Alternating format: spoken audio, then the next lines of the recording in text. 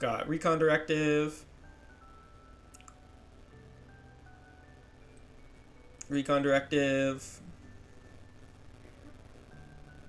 Just discovered it like I started Pokemon TCG live and I love it. Way more generous than Nigerian. Discovered it like earlier this week. Nice. Yeah, definitely very easy to build decks on live.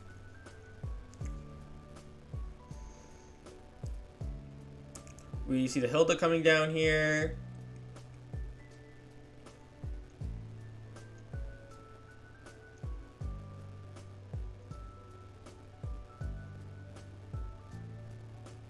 Eyeing up Dragapult.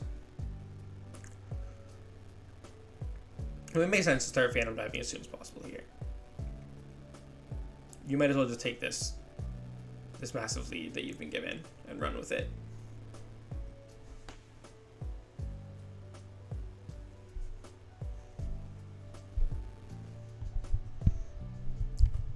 Yeah, Dragapult is definitely fun, strong, and not going anywhere. Definitely a good deck to invest your time into.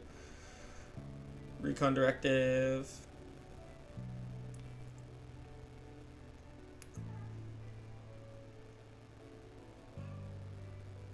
Okay, Hilda goes down.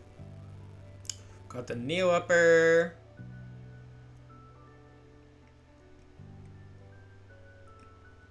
Okay, he's just going to Idjapollen again. So we are just going to keep on lockdown. He might just try to go for... He probably is just going to try to go for a complete board wipe here because he's good shape to do so. He can boss the Chi-Yu, Dusclops, the other Duskull, and then just Phantom Dive. That's all he needs is boss, Dusclops, Dragapult.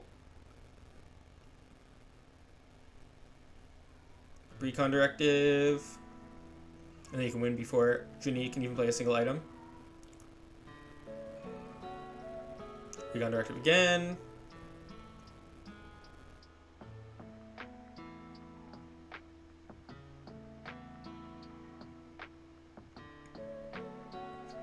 And we got another one here. Yep, Recon Directive again. Grab that pretty quick. Dusclops, Ultra Ball. Grabs Dragapult. Boom. Dusclops 50 on Duskull. Counter Catcher. Yep. Phantom Dive. Messy Handshake. Knocks out Chi-Yu, double Duskull, and that is game one already for Justin Newdorf.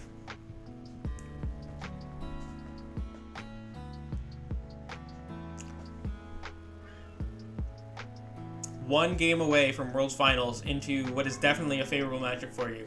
Has got to feel amazing.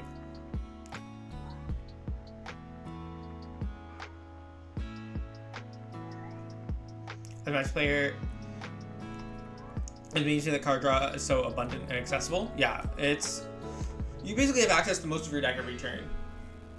Obviously not guaranteed, but there's so much draw. And a lot of the skill comes from trying to limit your opponent's options. Target down your opponent's ways to draw cards. Maybe also something I talk about a bit is that like in other card games like Yu-Gi-Oh! And Magic, a lot of formats you don't have a maximum deck size. You can play more than 60 cards if you want to, but people don't because it's better to optimize the consistency of the cards that you are going to draw into and the cards that you do run. You don't want to add more cards and then draw your more important cards less often. But in Pokemon, that's not really a factor. If you could play more than 60 cards, you probably would in most decks. You'd probably play like somewhere from 60 to 67 cards. Just because you have access to so many other cards in your deck that it's better to have more options.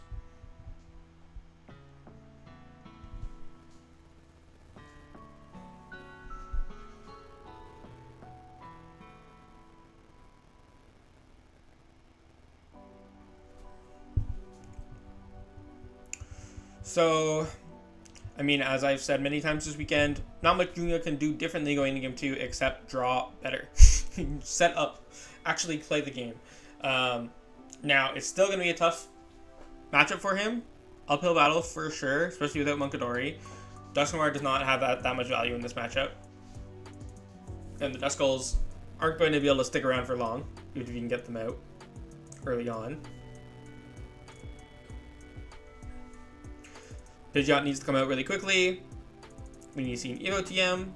And even with the perfect setup for Junya, it's still, his deck is not well prepped for this matchup. Item Lock is very good against him. He really is going to struggle to ever one-shot a Dragapult. And his little Pokemon are going to go down left and right.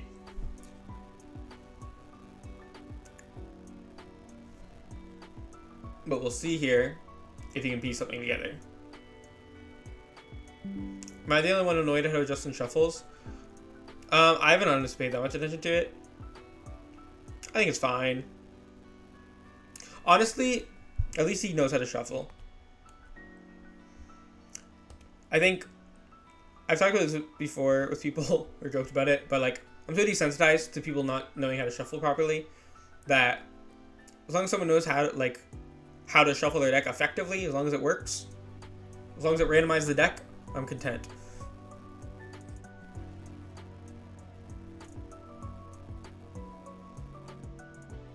I also think my standard for like good shuffling is higher than most people. So it's like most shuffles I'm not satisfied with when I'm playing in tournament. Most of my opponents I don't feel shuffle the decks in a satisfactory way. So I'm a little more lenient on people about it.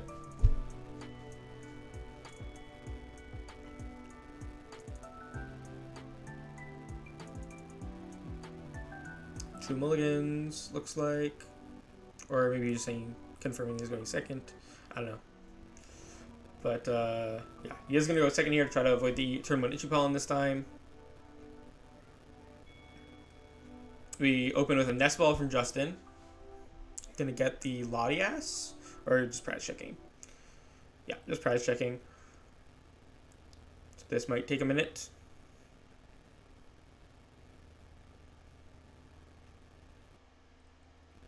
Where'd my music go?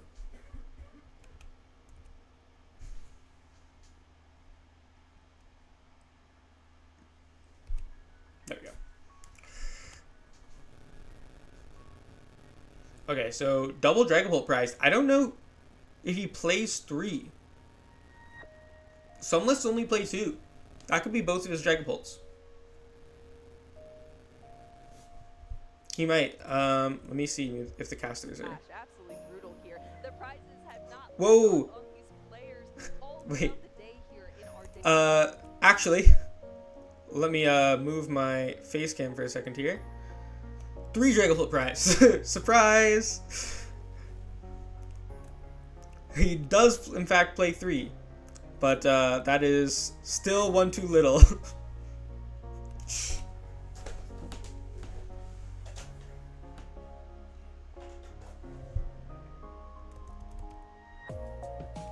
Waiting for a water type dog. Suicune kinda, right? I don't know. I think they're technically supposed to be dogs, but it's not very wolf-like. I'll give you that. Suicune's not the most dog. It's also no competitive Suicunes in the format. Well, Nest Ball for Dreepy. Now, luckily here, Justin has Curse Blast. He's still going to be able to take some prize cards, and both of the bottom 2 prizes are, I think, are both Dragapults, so if he uses the Curse Blast to take a knockout, he will get a Dragapult prizes. Suicune is a cat. Suicune's a dog. I'm pretty sure they're called the legendary dogs. Like, officially.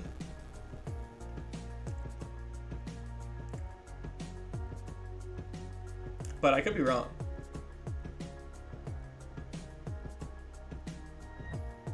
They're called the legendary beasts. Okay. It's up in the air. It's up in the air. I think this may be a hot button issue. This may be a topic of debate. Many refer to them as the legendary cats or legendary dogs. So I guess they could be both. Try not to put my hand in your face.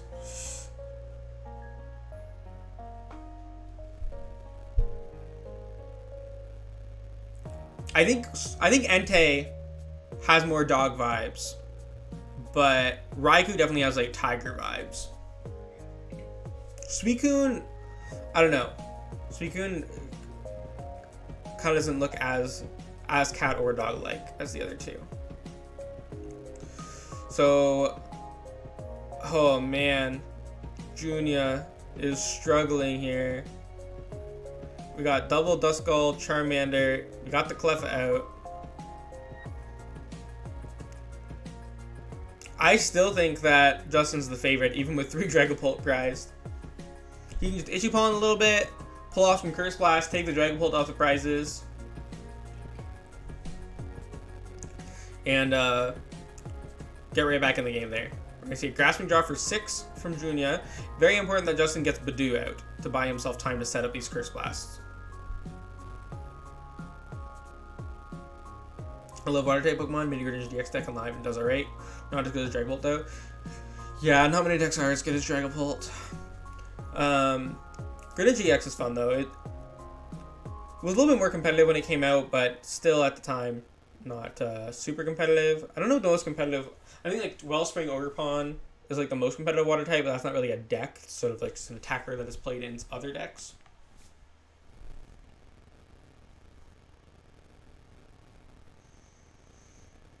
Hilda get Dracloak Fire Energy. Gonna evolve the benched one, surely. Debating. I don't know what the argument would be to knock out to evolve the active one here. Recon Directive. What did he find? Nest Ball, I think? Ultra Ball? Yeah, I think it's Ultra Ball. Are we going to Ultra Ball for the Badoo and just Ichipollen? Kind of worried this can be 2 non-games. Yeah, at least this one's more interesting because of the lack of Dragapults in Justin's deck.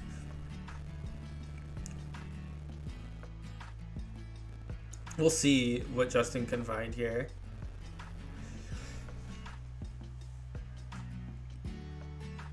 If you can find Badoo, I think we have a game. If anything, we might have a non-game on Junia's side at that point. Just given his setup. I mean, he's going to have a fresh hand next turn at least. Recon Directive. Still has Artisan, so we guaranteedly have Badoo here.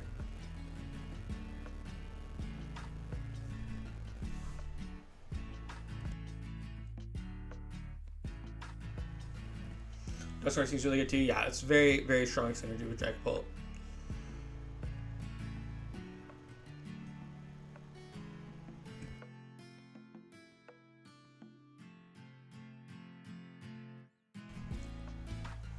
Should be a full game, hopefully. Yeah, I think it'll depend on how well Junya can drew off that Grasping Draw.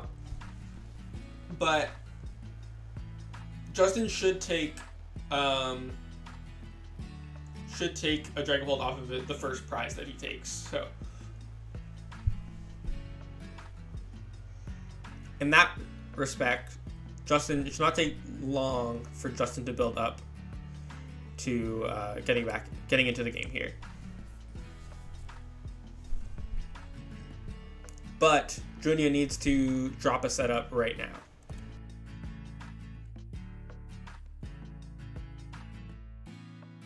See Artisan. What are we getting here?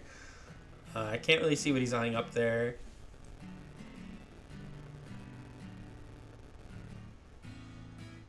He's got Iono, Counter Catcher,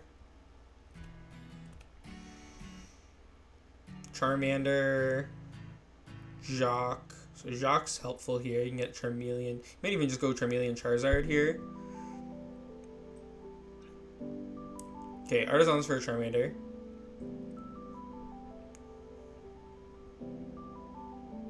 And then do we just grab Dusclops, Charmeleon? You could Dusclops the Badoo just to try to stop Ichipollen.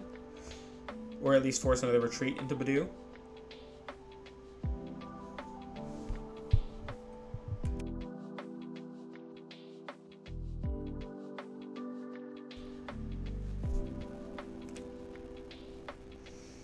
So we evolve. Okay, but it's a third Charmander. Charmeleon comes out. I think this card game is a lot more like MTG in that it's more important to have the right card than it is to have a lot of cards. Yeah, you could say that. I think card advantage is definitely a big thing in Pokemon. Like having more cards than your opponent is definitely still a big, like a very big deal. It's just that kind of resets every turn. Like it's very easy to reset card advantage because decks can draw a lot of cards, so they can immediately create hand advantage. But they can also, Iono is a very powerful card in that it can like put your opponent to a low hand size really quickly, especially get towards late game.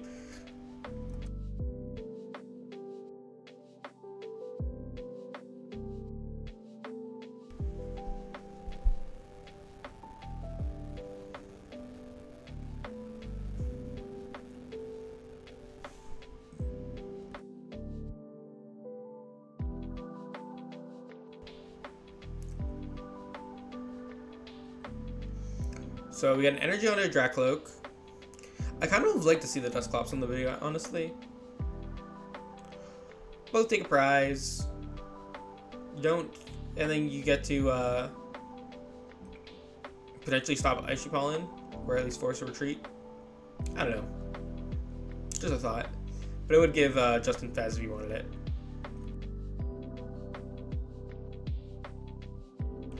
Fez would be pretty scary if we go just like Phantom Dive, knock out the Charmeleon. Because Junya doesn't know that there's no Drag Bolts in Justin's deck. Now I wonder if you're Justin here, how are you thinking about using this first Curse Blast? Are we just going to see him knock out the Cleffa so that he can try to take the Drag Bolt off prizes before the Charmeleon evolves? Or are we going to see him try to Itchy Pollen this Cleffa 3 times so we can save the Dusclops? I think we're probably just going to see Curse Blast on the Cleffa. No, okay. He's going to Itchy Pollen. He's going to give it one more turn. Maybe he can find a PultNoir to Curse Blast this instead.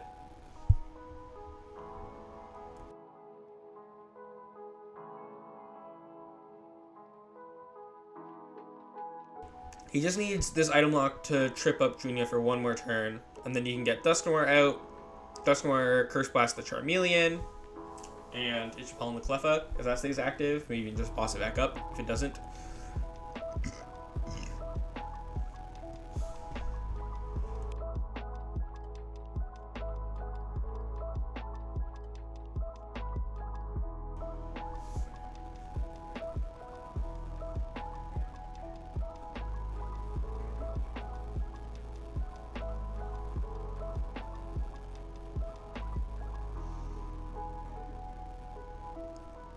What are we looking at here? Okay, he's got the Zard.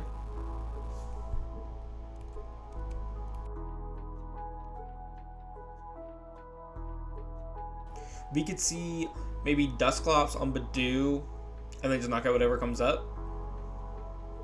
I just don't know if you really want to Zard swing into Badoo, but saving the Dusclops isn't a bad idea either.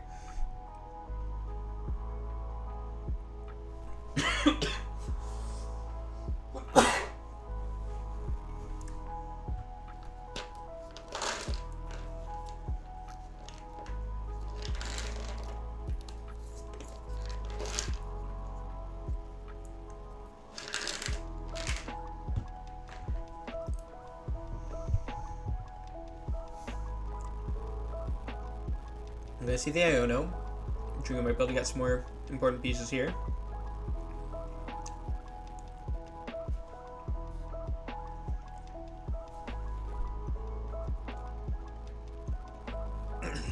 Mist Energy could be good. We could throw that on the Duskull to prevent the Phantom Dive. I like that.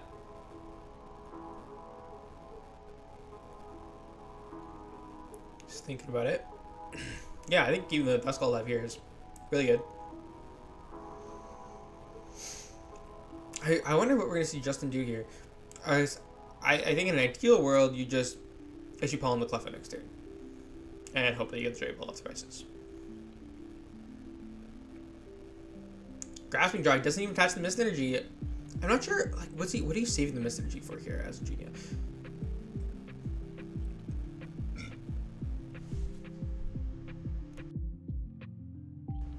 Maybe you're just thinking there might be a more important situation later for that to come up. Recon Directive.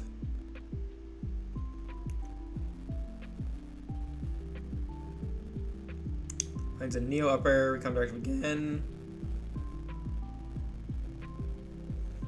I think he'd probably still like to find Dusknoir this turn and maybe just knock out the Dusclops.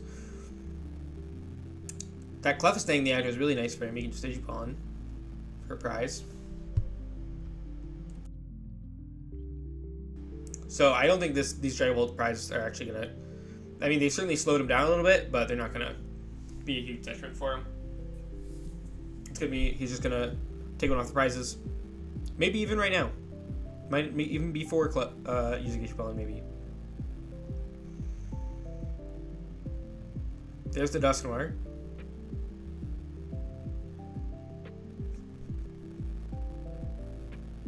He's a 50 in his mind.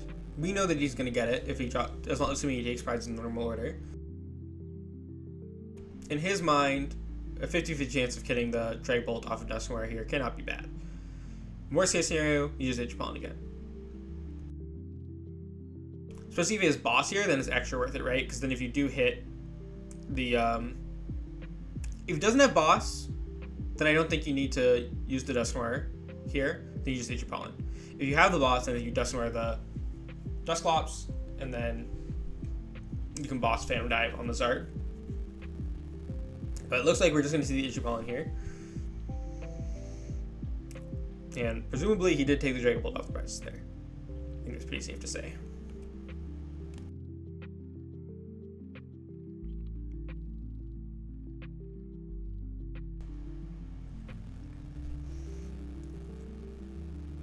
And if he wasn't before, Justin is certainly in the driver's seat now.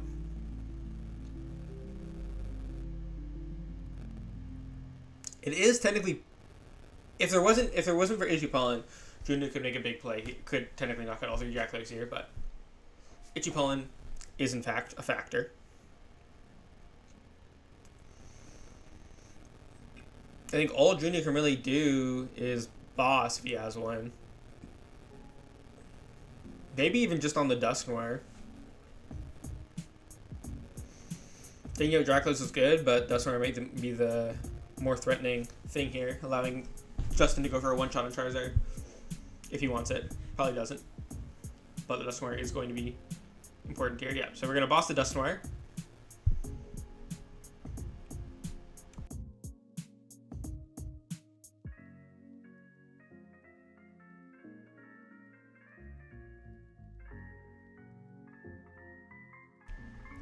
Yeah, so I like this. We're just getting rid of the threat of Dusknoir. These Dracloaks, it really just would hamper Justin's draw a little bit, but otherwise not really worth it to target down. I don't like the placement of Justin's discard here, but that's neither here nor there, I suppose.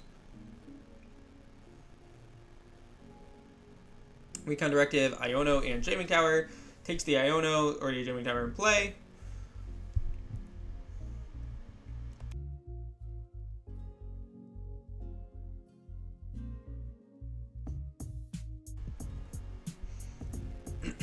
Luminous Energy onto a Dracloak. Oh, so you did get the Dragon Ball prizes. And now it's off to the races.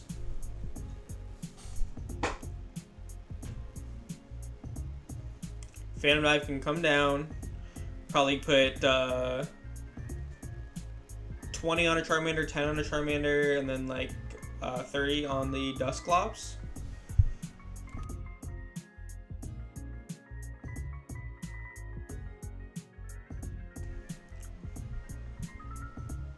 Or just 30-30 on the Manders if you think that the Dusclops probably going to evolve into Dusknoir anyways.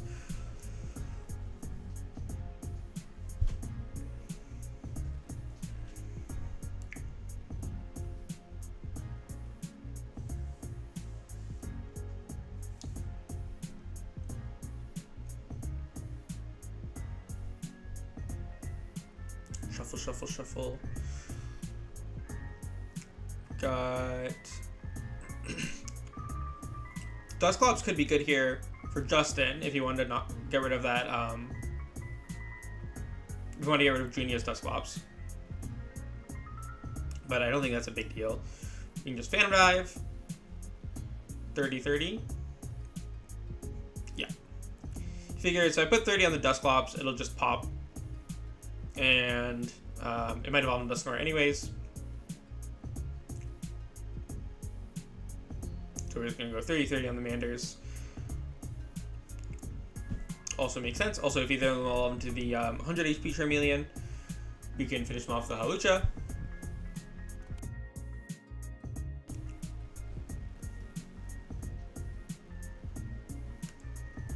See what else we got from Junya here.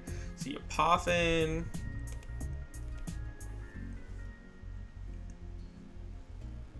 Finally can use these items. Looks like he's eyeing up getting down a Pidgey now, but at this point he can just get picked up by Phantom Dive. There's always going to be a Phantom Dive target though, so I might as well force the Phantom Dive to go into the Pidgey.